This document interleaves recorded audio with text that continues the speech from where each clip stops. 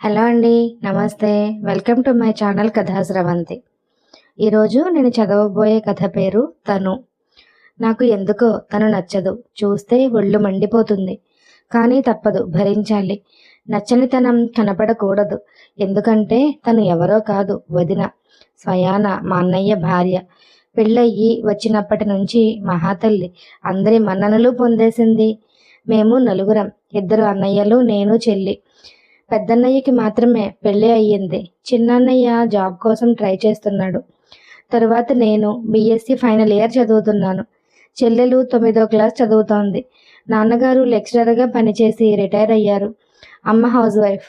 వదిన కూడా జాబ్ చేస్తోంది టీసీఎస్లో. అన్నయ్య కూడా సాఫ్ట్వేర్ ఇంజనీర్ మైక్రోసాఫ్ట్లో చేస్తాడు. ఈ సంబంధం కూడా ఎవరో తెలిసిన వాళ్ళ ద్వారా వచ్చింది. వదినకి ఒక తమ్ముడు. కుటుంబం బాగుండి అన్నీ అందరికీ నచ్చి మొత్తానికి పెళ్ళైపోయింది. వదిన చాలా బాగుంటుంది. అదేంటో తన తమ్ముడు ఇంకా అందగాడు. నిజానికి నాకు ఆ మాట చెప్పడం కూడా ఇష్టం లేదు. అయినా తల్లి తండ్రి అందంగా ఉంటే పిల్లలు అందంగా ఉంటారు. అదేమన్నా గొప్ప ఏంటి? వచ్చినప్పటి నుంచి ఇల్లు స్వాధీనం చేసేసుకుంది. పొద్దుటే లేవటం, అమ్మకి అన్ని పనుల్లో సహాయపడటం, అందరికీ అన్ని టైంకి రెడీ చేయటం. అసలు తను ఏ పనైనా చకచకా చేసేస్తుంది. చక్కగా తయారవుతుంది కూడా. డిగ్నిఫైడ్గా ఉండే అన్ని మోడ్రన్ డ్రెస్సులు వేస్తుంది. చీరలు కడుతుంది. వంట అయితే బ్రహ్మాండంగా చేస్తుంది. అమ్మ ట్రెడిషనల్ వంటలు చేస్తే ఈవిడ అన్ని రకాల బిర్యానీలు, ఫ్రైడ్ రైస్లు, మసాలా కూరలు, చపాతీలు అదరగొడుతుంది. ఇక చిన్నన్నయ్య చెల్లెలు అయితే ఆవిడకి ఫ్యాన్స్ అయిపోయారు. అమ్మ నాన్నగారు ప్రతి దానికి అమ్మా శుచి అని పిలవటమే, ఆవిడ సలహాలు తీసుకోవడమే. ఆవిడ పేరు సుచరితలండి. అసలు ఉద్యోగానికి వెళ్ళి వచ్చి ఇంట్లో పనులు చేస్తూ అందరికీ హెల్ప్ చేస్తూ అంత ఓపిక ఎలా ఉంటుందో అర్థం కాదు నాకు. నా పనులు నేను చేసుకుని కాలేజీకి వెళ్ళి వచ్చేసరికే నా పని అయిపోతుంది. ఈవిడ వచ్చాక నా ప్రాముఖ్యత తగ్గిపోయింది ఈ ఇంట్లో. నేను పొద్దున వంటింట్లోకి వెళ్ళబోతుంటే వదిన మాట వినబడుతుంది. పోనీలండి అత్తయ్య, పడుకోనివ్వండి సునీతని, ఇప్పుడే కదా ఎంజాయ్ చేసేది, మనిద్దరం చేస్తున్నాం కదా అంటూ నన్ను సపోర్ట్ చేస్తున్నట్లుగా అమ్మని బుట్టలో వేసేసుకుంటోంది. అంతా నటన. నెమ్మదిగా తన స్థానాన్ని బలోపేతం చేసుకుంటోందేమో అనిపిస్తోంది నాకు. మెల్లమెల్లగా ఇల్లు పెత్తనం అంతా హస్తగతం చేసుకున్నా ఆశ్చర్యపోనవసరం లేదు. నేను అసలు తను మాట్లాడినా ఆ ఊ అంటాను, కానీ మా చెల్లిలా ఓ వెనకబడి తిరగను. అదేంటో అమ్మ కూడా టీవీ సీరియల్స్లో అత్తగారిలాగా సూటిపోటి మాటలు అస్సలు మాట్లాడదు కోడలితో. ఈవిడ అంజలేదేవి. నేను నెమ్మదిగా అమ్మకేమైనా ఆవిడ మీద చెప్పబోయినా అమ్మ చాలే ఊరుకో, వదిన్ని ఏదైనా అనుకుంటే కళ్ళు పోతాయి అంటుంది. ఎంత మంచి పిల్లో, అదృష్టం బాగుండి మన ఇంటి కోడలయ్యింది అని మెచ్చుకుంటుంది. సావిత్రి పిన్ని కోడలు చూసావా, వచ్చిన 2 నెలలకే ఆఫీస్ దూరం అయిపోయింది అన్న వంకతో వేరే ఇల్లు తీసుకుని వెళ్ళిపోయింది. వీళ్ళకి దూరంగా వదిన ఆఫీసు దూరమే. అయినా పిల్ల ఎంత చక్కగా పొద్దున్నే లేచి తనకి వీలైనంత పని చేసి ఆఫీస్కి వెళ్తోంది. ఇంకెప్పుడు ఇలా పితూరీలు చెప్పకు అని నన్ను వాయించింది. మా అమ్మ అమాయకురాలు. లేకపోతే ఎవరిలోనైనా ఇన్ని మంచి గుణాలు ఉంటాయా? అందులోనూ కోడలిలో. చూస్తా, నాకు అవకాశం రాదా? ఈవిడ నిజ స్వరూపం ఇది అని అందరికీ చెప్పి బయట పెట్టకపోతానా అని ఎదురు చూస్తున్నాను. నేను ఒకరోజు నా రూమ్లో ఫోన్ చూసుకుంటుంటే ఆవిడ తన రూమ్ బాల్కనీలో నిలబడి మాట్లాడుతోంది ఎవరితోనో. రాత్రి 8 అయి ఉంటుంది.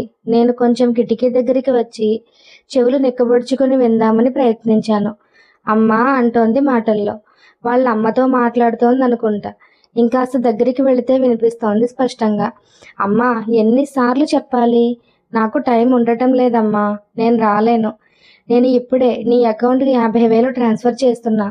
మనం చూసాం కదా కిందటి వారం జిఆర్టీలో, ఆ హ్యాంగింగ్స్ కొనేసే 40,000లో వస్తాయి. మిగిలిన డబ్బుతో మనం చూసిన డ్రెస్ కూడా కొని డ్రెస్ సైజ్ తీసుకెళ్లడం మర్చిపోకు. రేపు చేసే షాపింగ్ నేను ఎలాగో నీ దగ్గర నుండి తీసుకుంటాలే. అవును, తమ్ముడి సంగతి ఏమైంది? నా మాట వినమ్మా, అమ్మాయి చాలా మంచిది. ఈ కాలపు పిల్లల్లా కాదు.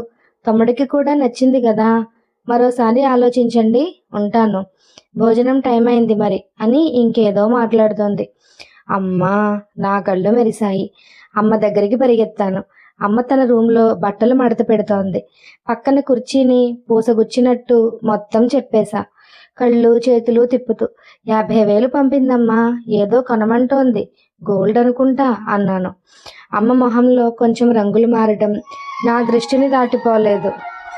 అయినా అమ్మ వెంటనే తేరుకుని, ఊరుకో, అలా విన్నమాట వెంటనే ఏదేదో ఊహించుకోకూడదు. ఒకవేళ అలా కొనుక్కున్నా కూడా తప్పులేదులే. సంపాదించుకుంటోంది కదా, ఇంకెవరికీ చెప్పకు. పద భోజనానికి అంది. చెప్పొద్దు. అమ్మ మనసులో విషబిందువు వేశాననే ఆనందం నన్ను నిలవనీయలేదు. 2 రోజులు హుషారుగా గడిచిపోయాయి నాకైతే. ఆ రోజు రాత్రి 9:30కి చెల్లి వచ్చి పిలిచింది నేను చదువుకుంటుంటే. అక్క, అమ్మ పిలుస్తోంది అంటూ. నేను వస్తున్నా అంటూ చెల్లి వెంట వెళ్ళేసరికి డ్రాయింగ్ రూమ్లో అమ్మ, నాన్న, అన్నయ్య, తను ఉన్నారు. ఏంటి ఈ మీటింగ్ అబ్బా అనుకుంటూ ఉండగా వదిన నాతో అంటోంది, రేపు తొందరగా ఆఫీస్కి వెళ్ళాలి నేను. అప్పటికి నువ్వు లేవవు కదా, అందుకని పిలిచాను అని.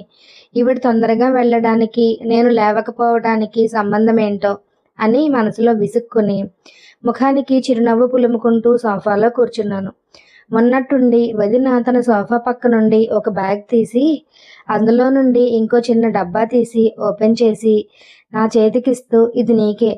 నాకు ఈ హ్యాంగింగ్స్ చాలా నచ్చాయి, నీకు బాగుంటాయని కొన్నాను అంది. నేను తెల్లబోయి నాకెందుకు అన్న అసంకల్పితంగా. రేపు నీ పుట్టినరోజు కదా, నీకు కొనాలనిపించింది అని చెప్పి, అత్తయ్య ఎలా ఉన్నాయి అని అమ్మని అడిగింది. చాలా బాగున్నాయి దిట్టంగా అంది అమ్మ.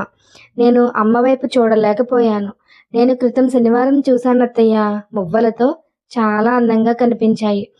మన సునీతకు బాగుంటాయని, పుట్టినరోజు కూడా వస్తోంది కదా అని నిన్ననే అమ్మకి చెప్పి ఫోటో పంపించి తన చేత కొనిపించాను అని చెప్తోంది. ఇదిగో ఈ డ్రెస్ కూడా నీకే. నీకు తెలియకుండా నీ డ్రెస్ ఒకటి దొంగతనంగా సైజు కోసమని పట్టుకు వెళ్ళాను, నీకు సర్ప్రైజ్ ఇవ్వాలని అంది నవ్వుతూ. నా తల కిందకి వాలిపోయింది. ముఖ్యంగా ఇంకో విషయం చెప్పాలని మిమ్మల్ని అందరినీ పిలిచాను మావయ్య, అత్తయ్య. మీ అబ్బాయికి తెలుసు అనుకోండి, కానీ మీరు ముఖ్యం కదా. మా తమ్ముడు విహారీ తెలుసు కదా, మీకు బాంబేలో ఓఎన్జీసీలో జాబ్ చేస్తున్నాడు. వాడికి మన సునీత చాలా నచ్చిందట. మా తమ్ముడు చెప్పగానే నాకు ఎంత సంతోషం వేసిందో. మీకెవ్వరికి అభ్యంతరం లేకపోతే పెళ్లి చేసుకుంటాడట. కోర్స్ సునీత అంటే మా ఇంట్లో అందరికీ ఇష్టమే, చాలా నెమ్మది అని. మనం 10 మాటలు మాట్లాడితే తను ఒక మాట మాట్లాడుతుందని. ఈ కాలంలో ఇలాంటి అమ్మాయిలు అరుదు అని మా అందరి అభిప్రాయం. ఈ సంవత్సరం తన చదువు అయ్యాకే, అది తనకి ఇష్టమైతేనే ఈ ప్రపోజల్. కావాలంటే తను పెళ్ళి అయ్యాక బాంబేలో పై చదువులు చదువుకోవచ్చు. ఏమంటారు మీరంతా చెప్పండి అంటూ నా దగ్గరికి వచ్చి నా చెయ్యి పట్టుకుంది. నేను అప్రయత్నంగా లేచి నిలబడ్డాను. నా కళ్ళల్లోకి చూస్తూ, నీకు ఇష్టమైతేనే సుమా, కావలసినంత టైం తీసుకొని ఆలోచించుకో అంది స్నేహంగా నా చెయ్యి నొక్కుతూ. నేను గబాల్న తనని కౌగిలించుకున్నాను. తను నాకేదో ఖరీదైన గిఫ్ట్ ఇచ్చినందుకు కాదు, తన అందమైన తమ్ముడిని నాకు ఆఫర్ చేస్తున్నందుకు కాదు, నా మీద తన నిజాయితీతో కూడిన ప్రేమకి, అభిమానానికి స్థాణువై మనస్ఫూర్తిగా నాలో కలిగిన పశ్చాత్తాపం కరిగి కన్నీరై నా మనసులో తన పట్ల పెంచుకున్న కుళ్ళుని, కల్మషాన్ని, అసూయని కడిగేస్తోంది. కథ గనక మీకు నచ్చినట్లయితే నా ఛానల్ను తప్పకుండా సబ్స్క్రైబ్ చేసుకోండి. అలాగే మీ విలువైన అభిప్రాయాలను కామెంట్స్ రూపంలో తెలియజేయండి. Thank you so much for listening friends.